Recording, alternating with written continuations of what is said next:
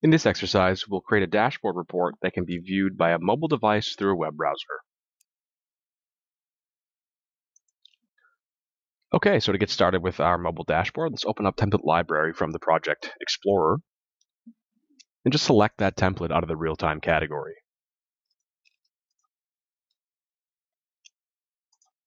The first step is giving the template a name and selecting a connector.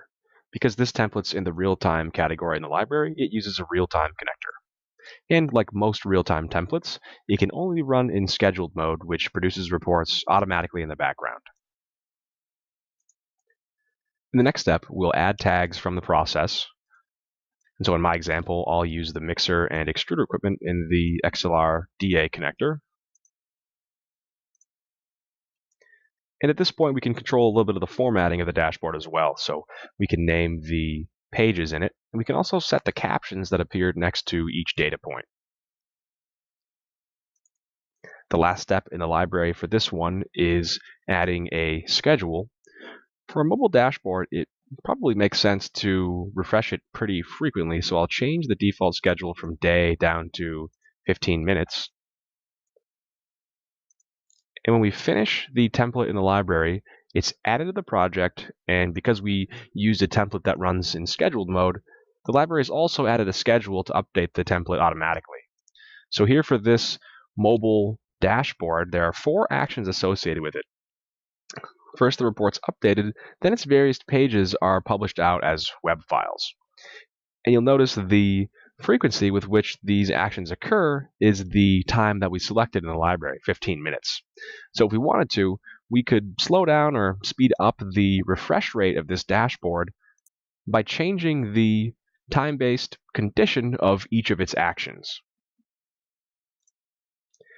To simulate the report, we can select all the actions associated with it and open Tools, Report Backfill. Here, we can enter backfill clock settings that define how we'll simulate the report. In this example, I'll simulate refreshing the dashboard once on July 31st at midnight.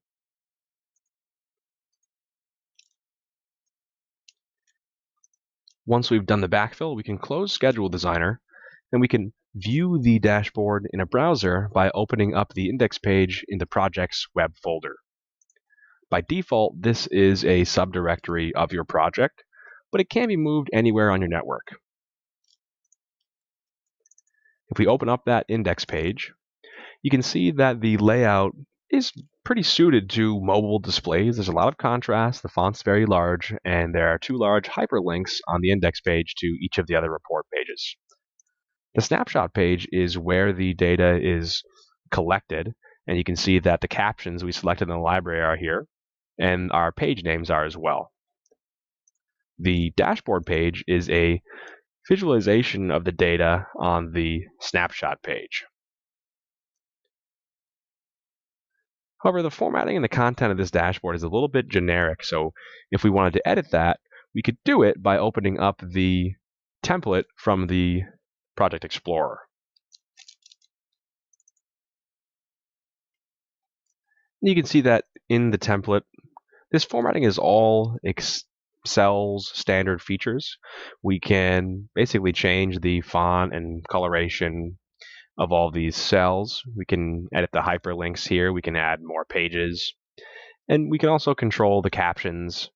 We can swap out this default image. We could even maybe add a bar chart to this template using Excel's standard chart features or XLReporter's content designer. But the point being here that this template layout is not set in stone. We can open this in Excel and change it at any time. And so I think that's, in general terms, what's really useful about the library's mobile dashboard template. It puts in place a framework in terms of a template and a schedule and a layout and data connections and all the template features that we need to create a report. And then we can customize the layout and add functions using the familiar environment of Excel. And once we start the scheduler, our dashboard will be refreshed automatically for us.